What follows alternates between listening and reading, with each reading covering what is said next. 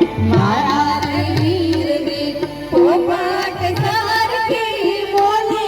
મને પ્યારા લાગે મારા રામ એ મારા વીરને પોપટ સરખી બોલે પંખી પ્યારા લાગે મારા રામ મારા વીરને પોપટ સરખી બોલે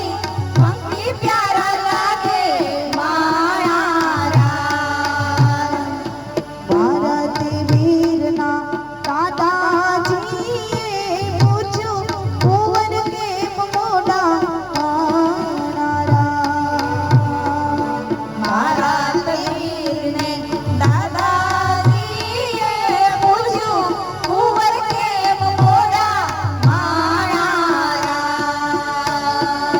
શેઢાવદરના આડાયામણા રસ્તા નજરે નહોતા દેતા